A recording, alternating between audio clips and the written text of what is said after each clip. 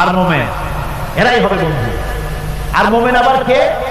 মুমিনের পরিচয় না দিচ্ছেন, মুমিনের পরিচয় দাবি করার বিষয় না। মুমিনের পরিচয় হচ্ছে এভাবে, আল্লাযীনা ইউকিমুনাস সালাতা ওয়া ইউতুনাজ যাকাত। মুমিন হচ্ছে সেই যে নামাজকে প্রতিষ্ঠা করে আর যাকাতকে আদায় করে, আর তারা রুকুকারীও, এরাই হচ্ছে মুমিন। সুতরাং এই মুমিনদের সঙ্গে বন্ধুত্ব স্থাপন করো, মুমিন ছাড়া কারোর সাথে বন্ধুত্ব স্থাপন করো না।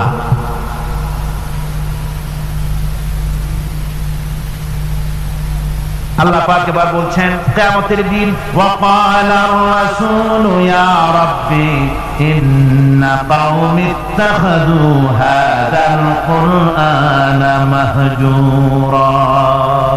কিয়ামতের দিন আল্লাহর হাবিব তিনি মামলা দায়ের করবেন। চিন্তা করেন, কিয়ামতের দিন আল্লাহর কোর্টে, কার কোর্ট? আল্লাহর কোর্টে মামলা দায়ের করবেন কে? কে করবেন? রাসূল পাক সাল্লাল্লাহু আলাইহি ওয়াসাল্লাম। তার নামে দরুদ পড়েন, সাল্লাল্লাহু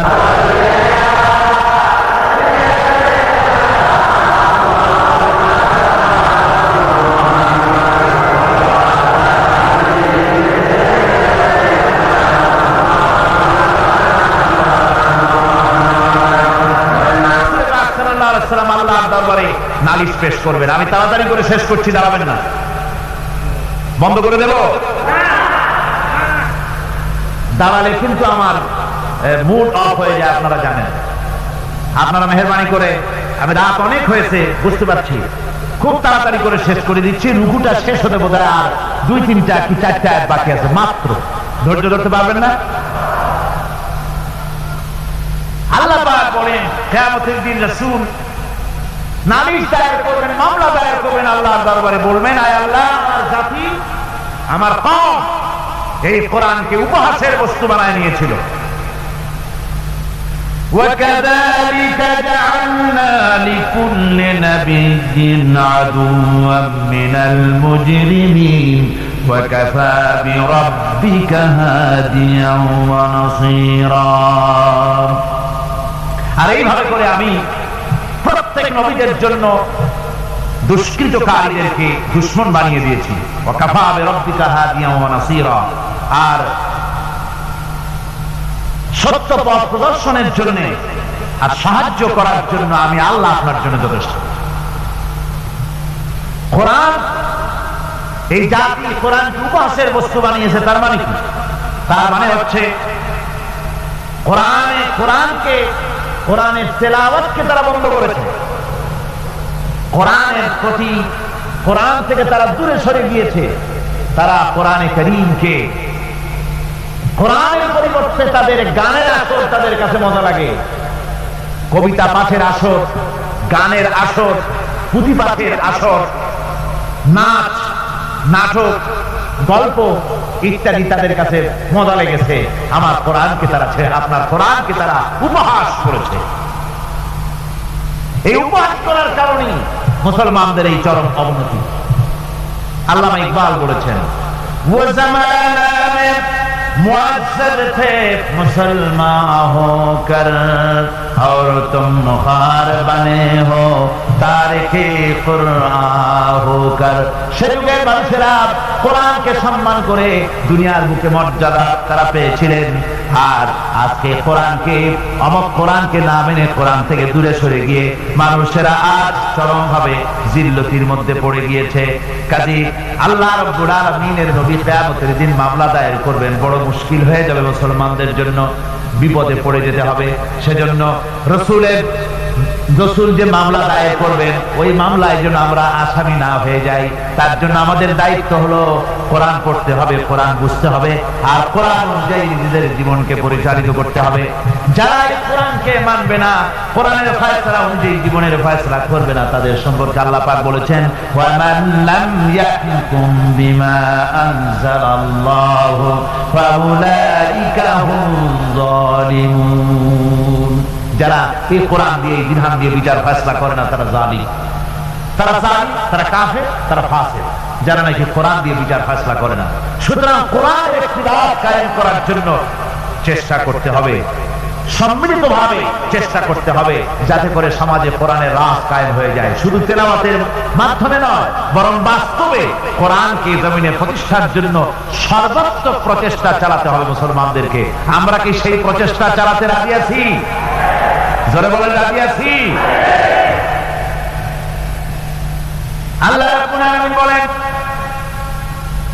আমি প্রত্যেক নবীর জন্য দুষ্কৃতকারীদেরকে দুশমন বানায় দিয়েছি, অর্থাৎ এই দুশমনি চলতে থাকবে।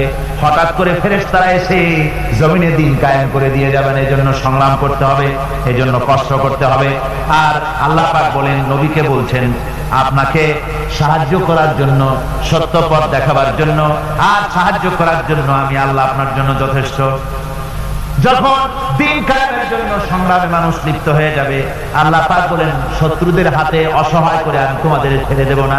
ওয়া কানা হাক্কান আলাইনা নাসরুল মুমিনিন। মুমিনদের সাহায্য করা আমি আল্লাহর জন্য ওয়াজিব। মুমিনদের জন্য সাহায্য করা আল্লাহর কি হক। আল্লাহ বলেন, আমি মুমিনদেরকে সাহায্য করব, ভয় পাইও না।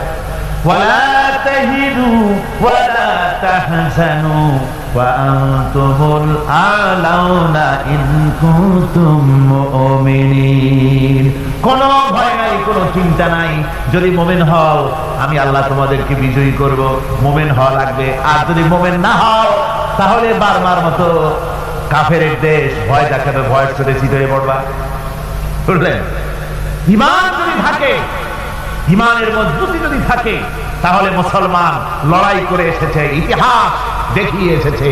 সামান্য কয়েকজন মুসলমান, আল্লাহ বলেছেন 10 জন যদি হও, 100-র উপরে আমি তোমাদেরকে জয়যুক্ত করব।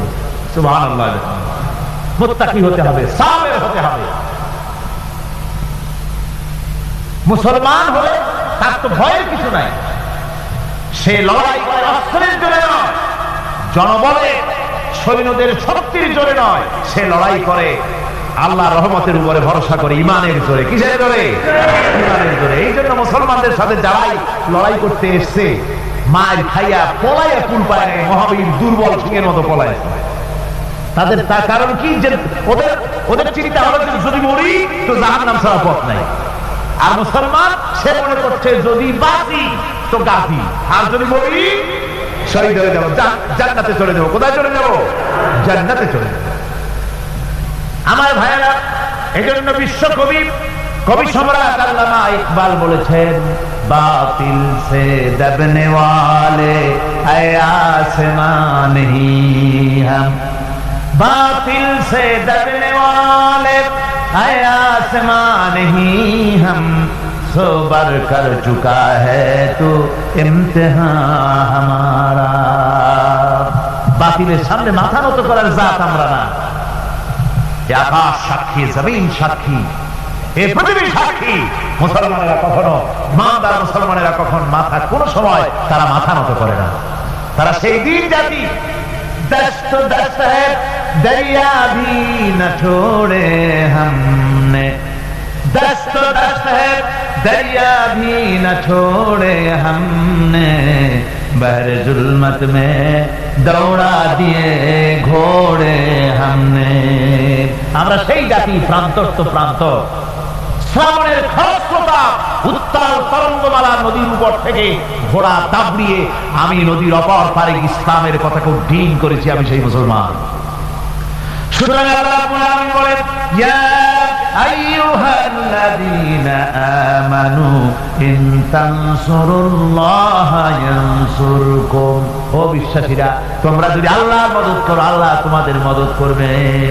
তোমরা আল্লাহ সাহায্য করো, আল্লাহ তোমাদের সাহায্য করবে। আল্লাহ কি সাহায্য করবেন আপনারা? আল্লাহ দান কম হয়েছে না চাউল কম হয়েছে? কি সাহায্য করবেন? আল্লাহর সাহায্য মানে ইসলামের সাহায্য। আপনি যদি ইসলামের সাহায্য করেন, আল্লাহ রাব্বুল আলামিন আপনাকে সাহায্য করবেন। আর সাহায্য এমন ভাবে করবেন, ইতিহাসে বহু কথা আছে, আমি সংক্ষেপ করে দিচ্ছি। বদরের প্রান্তরে মাত্র কয়েকজন মুসলমান, আল্লাহ পাক তাদেরকে কিভাবে জিতালেন। আল্লাহ পাকের ওই কবি বলতেছেন, ফেদায়ে বদরে পয়দা কুন ফেরেশতে তেরি নুসরত কো উতার सकते गर्दों से कतर अंदर कतर अभी। বদরের প্রান্তরে মুসলমানদের বিমান ছিল। ওই বিমান যদি তোমরা আনতে পারো, তাহলে আমি আল্লাহ রাব্বুল আলামিন কাতারে কাতারে ফেরেশতা তোমাদের জন্য অবতীর্ণ করে দিতে পারি। জোরে কোন সুবহানাল্লাহ। وقال الذين كفروا لولا نزل عليه القرآن جملة واحدة كذلك لنثبت به فؤادك ورتلناه ترتيلا। শেষ হয়ে আসছে। আল্লাহ পাক বলছেন যে কাফেররা তারা বলে যে এই ব্যক্তির উপরে কোরআন একসাথে সবটা নাযিল হইল না কেন, সবগুলি কোরআন একসাথে নাযিল হইল না কেন, 30 পারা পুরোটা এই যে একটু একটু করে নাযিল হয়। এইটা তাদের ধারণা যে এটা মুহাম্মদ সাল্লাল্লাহু আলাইহি ওয়াসাল্লামের বানানো, ওই টুকটাক করে রাতের বেলায় শিখাই শিখাই দেয়। ওই যে প্রথম রুকুতে আমি বলেছি আল্লাহ পাকের কথা থেকে, ওইরকম কেউ শিখাই দেয় সেইভাবে। আর আল্লাহ জ্ঞানে যদি আল্লাহরই হবে তাহলে তিনি তো সবটাই দিতে পারতেন, একটু একটু করে দিচ্ছেন কেন? আল্লাহ পাক জবাবে বলেন কাযালিক, এরূপ ভাবে এরকম করা হচ্ছে এই জন্যে লিনুসাব্বিতা বিহি ফুআদাকা, যাতে করে আমি আপনার মন মগজের ভিতরে এটাকে ধীরে ধীরে ভালোভাবে হৃদয়ঙ্গম করাই দিতে পারি। ওয়ারাত্তাল্লাহু তারতিলা, আর এইভাবে আলাদা আলাদা করে সুন্দর করে বিভিন্ন অংশটাকে আমি সজ্জিত করে দিয়েছি। অর্থাৎ সমস্ত শরীয়তটা কোরআনটা একসাথে যদি নাযিল হয়ে যেত, সমস্ত হুকুম আহকামগুলি বিশাল হয়ে যেত, এটা পালন করা সম্ভব ছিল না। এর ব্যাখ্যা আছে, সে ব্যাখ্যা আমি দিতে পারলাম না সময়ের অভাবে। ওয়ালা ইয়াতুনাকা বিমাসালিন ইল্লা জিনাকা বিল হক ওয়া আহসানা তাফসীরা। আর এর ভিতরে একটা কল্যাণময়তাও আছে। তাহলে যেই লোকগুলি আপনার কাছে আসে আর নানান কথাবার্তা বলে, নতুন নতুন কথা বলে, আশ্চর্যজনক প্রশ্ন তোলে, সুতরাং একসাথে নাযিল করে যদি তা কি করে হতো, ওরা যখন প্রশ্ন তোলে আর বিভিন্ন কথা নিয়ে আসে, আমি সঙ্গে সঙ্গে তার জবাব দেই এবং সঠিকভাবে আমি আপনার সামনে সেই কথাগুলি বক্তব্যকে স্পষ্ট করে তাদের সামনে আমি তুলে ধরি। আল্লাযীনা ইউহশারুনা আলা ওয়ুজুহিহিম ইলা জাহান্নাম উলাইকা শাররুম মাকানাও ওয়া আযাল্লু সাবিলা। আর কিয়ামতের দিন যাদেরকে উল্টো করে জাহান্নামে ফেলানো হবে, ঠ্যাং উপরের দিকে দিয়া আর মাথা নিচের দিকে দিয়া উল্টো করিয়া জাহান্নামে ফেলানো হবে। আর এটা হবে তাদের জন্য অত্যন্ত নিকৃষ্ট জায়গা। ওয়াদাল্লু সাবিলা, তাদের পথ ছিল চূড়ান্তভাবে ভ্রান্ত। এই উল্টা করে ফেলাবে কাদেরকে? যারা নাকি কোরআনের আয়াতগুলিকে উল্টা উল্টা অর্থ করেছে। কথা বুঝতে পেরেছেন? কোরআন শরীফকে বিকৃত করেছে, মানুষকে বিভ্রান্ত করেছে, কোরআনের আয়াতগুলি নিয়ে উল্টা উল্টা অর্থ করেছে। কিয়ামতের দিন এদেরকে উল্টা করিয়া জাহান্নামের মধ্যে নিক্ষেপ করা হবে। দেখেন না, আজকে উল্টা অর্থ করা হচ্ছে ধর্ম নিরপেক্ষতার সপক্ষে। কয়েকটি কোরআন শরীফে আছে ধর্ম নিরপেক্ষতা করতে হবে বলে, কোথায় আছে? কয় লাকুম দীনুকুম ওয়ালিয়া দীন। এখন স্লোগান দেওয়ার সময় নাই তো। এখন বিষয়টা হচ্ছে এই উল্টা কথা তারা বলতো বলতো যে লাকুম দীনুকুম ওয়ালিয়া দীন। এখন আপনারা বলেন লাকুম দীনুকুম ওয়ালিয়া দীন, এটা কোন সূরা? সূরা কাফিরুন। এখানে কি? এখানে বিষয়টা হচ্ছে কাফেররা বলছিল যে হে মুহাম্মদ সাল্লাল্লাহু আলাইহি ওয়াসাল্লাম, আসো ধর্মের ব্যাপারে আমরা কিছুদিন তুমি আমাদের এই মূর্তিগুলো পূজা করো, আর আমরা কিছুদিন তোমার হারাম শরীফের মধ্যে যাই, মসজিদে হারামে গিয়ে কিছু সময় তোমাদের নামাজ টামাজ পড়ে দিয়ে আসবো। অর্থাৎ ধর্মটা আমরা 50-50 ভাগাভাগি করে নিই। আল্লাহ রাব্বুল আলামিন তার জবাবে বললেন, নবী ওদের শোনায় দেন, লাকুম দীনুকুম ওয়ালিয়া দীন। পড়েন সবাই, লাকুম দীনুকুম ওয়ালিয়া দীন। তোমাদের ধর্ম তোমাদের জন্য, আমাদের ধর্ম আমাদের জন্য। এটা তো পক্ষের কথা। এখানে নিরপেক্ষ আছে নাকি কোথাও? নিরপেক্ষ আছে? এখানে নিরপেক্ষর কথা নাই। আমার ভাইরা, ধর্ম নিরপেক্ষ মতবাদ কোন মানুষের মতবাদ নয়। মুসলমান তো দূরের কথা, কোন মানুষের মতবাদ এটা নয়।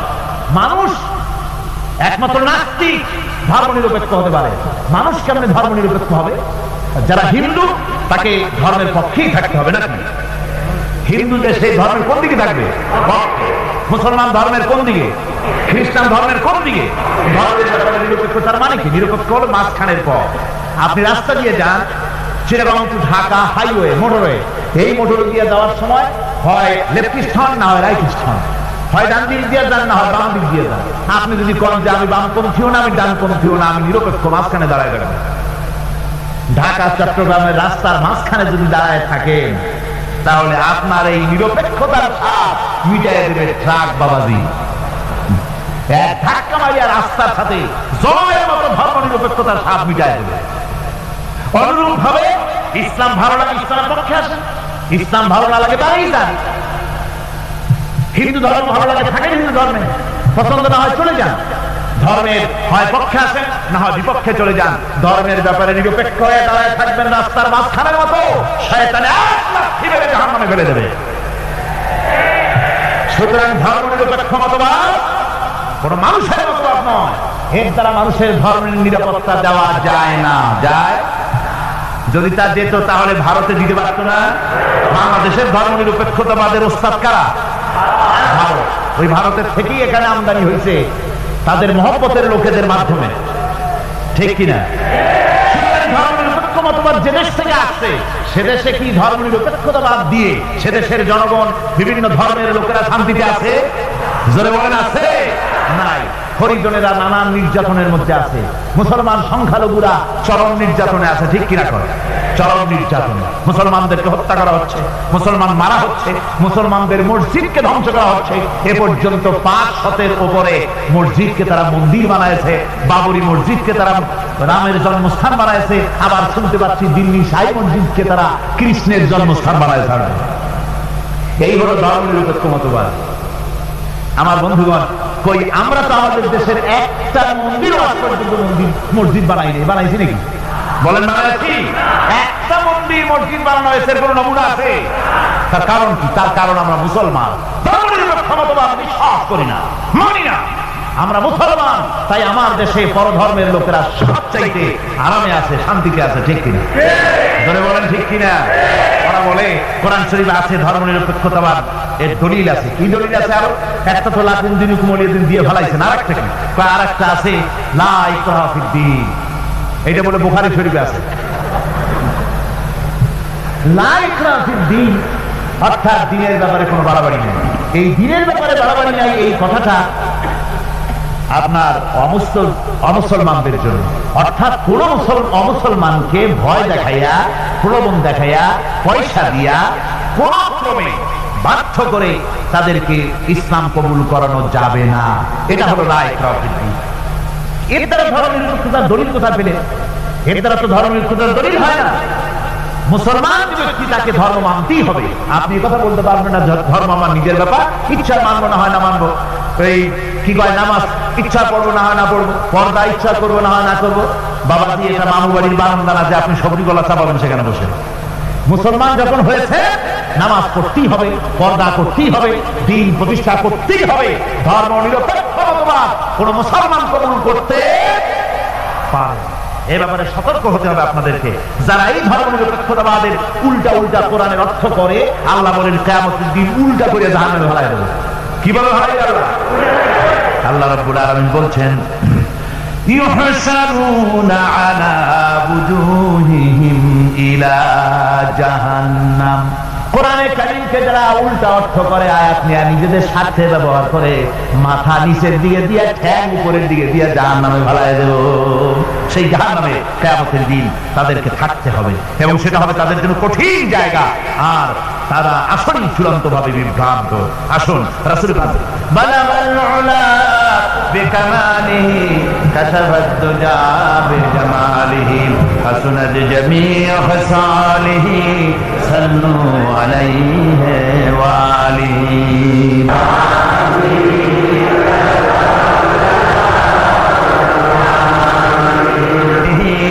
সাল্লু আলাইহি ওয়া আলিহি। আজকে এক সুখবর আছে আপনাদের জন্য। আজকে একজন মহিলা সহ 4 জন, মোট 5 জন অমুসলিম ইসলাম কবুল করতে এসেছেন।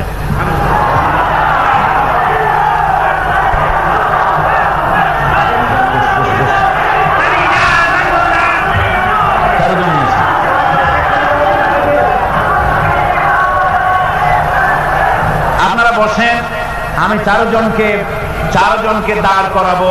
মোট 5 জন, তো কথা বলবেন না। মোট 5 জন, একজন মহিলা পর্দার আড়ালে থেকে তিনি মুসলমান হবেন, আর বাকি 4 জন পুরুষকে আমি দাঁড় করিয়ে আপনাদেরকে দেখাবো। আপনারা নিজেরা দাঁড়াবেন না, সবাই বসেন। এনাদের পরিচয় আমি দিচ্ছি। একজনের নাম হচ্ছে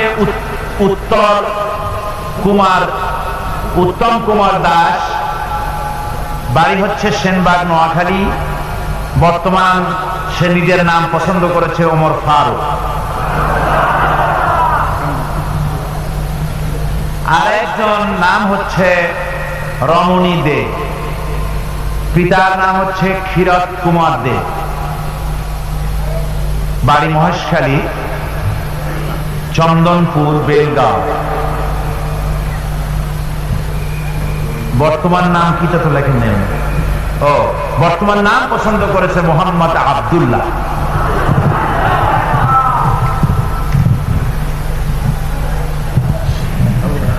আরেকজন হচ্ছেন খ্রিস্টান, তার নাম হচ্ছে জোহন রোমিও রডারিক্স, বাড়ি নোয়াখালী।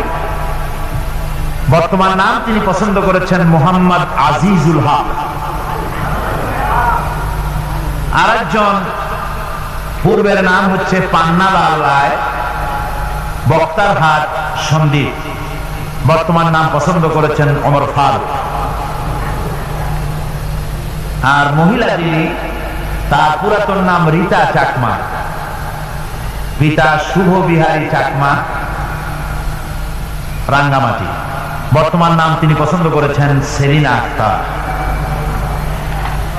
যিনি যে মহিলা ইসলাম কবুল করবেন, তিনি আমাদের সাথে সাথে এখানে আমরা যা পড়ব এটা আপনি উচ্চারণ করবেন আমাদের সাথে সাথে।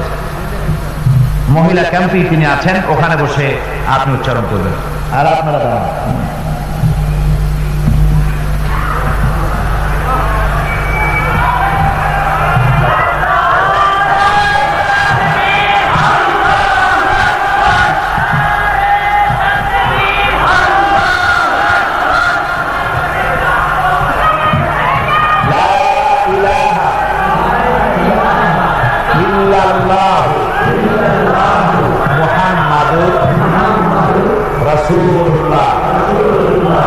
আল্লাহ ছাড়া কোন ইলাহ নাই, মাবুদ নাই, উপাস্য নাই।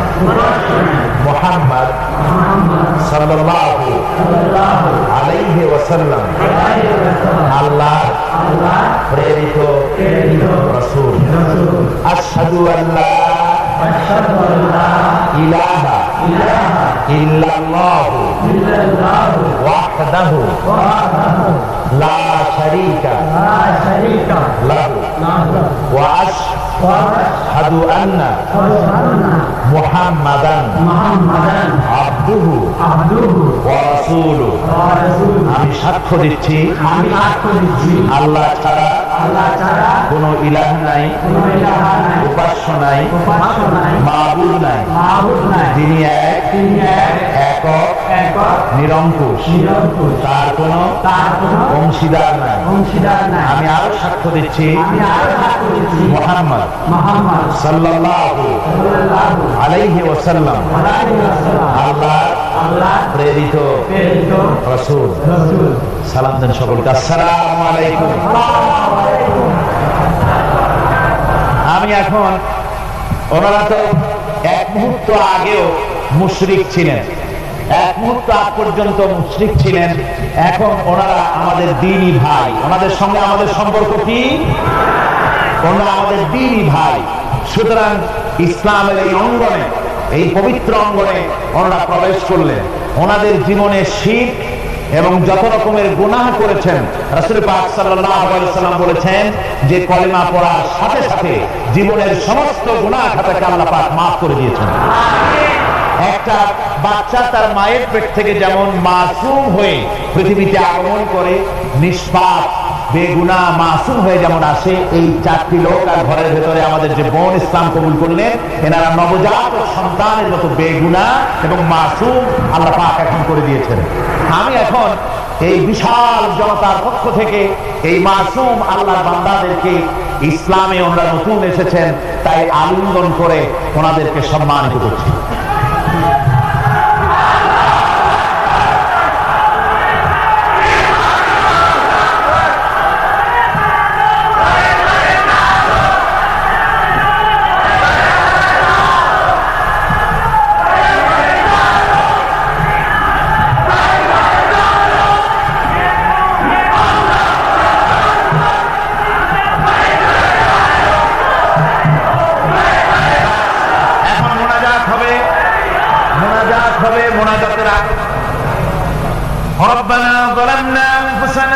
وإن لم تغفر لنا وترحمنا لنكونن من الخاسرين ربنا لا تزغ قلوبنا بعد إذ هديتنا وهب لنا من لدنك رحمة إنك أنت الوهاب رب العالمين এই ঠান্ডাকে উপেক্ষা করে তোমার লক্ষ লক্ষ জনতা কষ্ট করে এখানে বসে দীর্ঘক্ষণ আজকে তোমার কালাম শুনেছে, কোরআনের পাঠ শুনেছে।